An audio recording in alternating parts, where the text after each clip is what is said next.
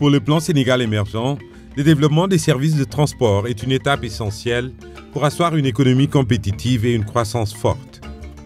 Pour donner corps à cette ambition, d'importants travaux d'infrastructure ont été lancés, aussi bien dans les domaines ferroviaires que maritimes et aériens.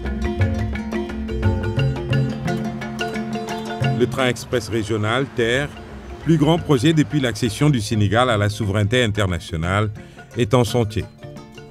C'est un transport de masse qui va assurer dès 2019 la liaison entre Dakar et Diamniadio en acheminant 150 000 personnes par jour. Il permettra de rejoindre en 15 minutes le nouvel aéroport Blaise Diagne à partir de la capitale Dakar. Son coût pour la première phase s'élève à 568 milliards de francs CFA, dont 110 milliards revenant à l'État et 448 milliards venant des partenaires techniques et financiers. Le TER va impacter l'économie réelle, création d'emplois, réduction de la congestion routière et du temps de parcours, réduction des émissions de gaz à effet de serre et amélioration des conditions d'exploitation des transports publics. À côté du TER, le bus rapide transit BRT est entré dans sa phase active. Le gouvernement vient de mobiliser 182 milliards de francs CFA pour démarrer le projet. Le BRT va assurer la liaison entre Guédiawaye et le centre-ville pour transporter 300 000 personnes par jour.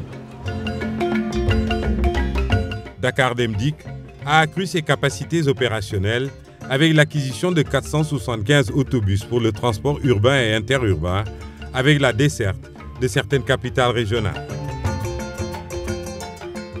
Un vaste programme de renouvellement du parc de minibus est en cours avec la mise en circulation de 1102 à Dakar et 441 dans les régions. Il en est de même pour les gros porteurs en relation avec les opérateurs privés. Quant au port de Dakar, il bénéficie d'une position géographique exceptionnelle avec un plan d'eau de 177 hectares permettant des manœuvres sans remorquage. Le port autonome de Dakar a consenti un investissement de 56 milliards de francs CFA pour mettre aux normes ses terminaux vraquiers et pétroliers. L'exploitation de ces terminaux a été confiée à des sociétés privées pour rendre optimale leur rentabilité. Un vaste plan d'investissement est engagé sur du matériel de manutention adapté aux navires rouliers et des travaux d'infrastructure dans le but de rénover le terre-plein.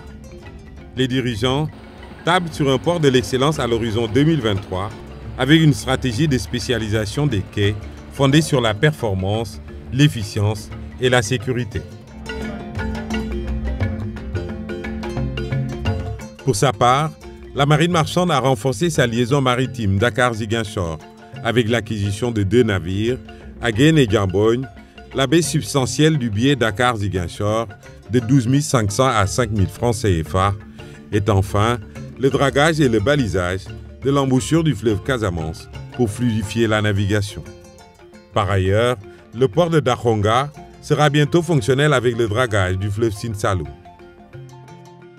La région de Dakar, elle, s'est dotée du navire Mamkoumbalam qui dessert Rufisque.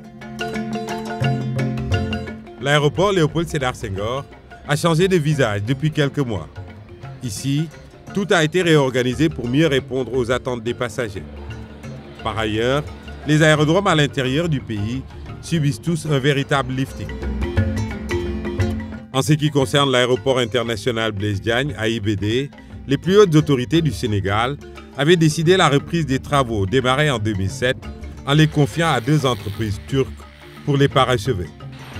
Coût initial de 135 milliards de francs CFA porté à 301 milliards, clé en main.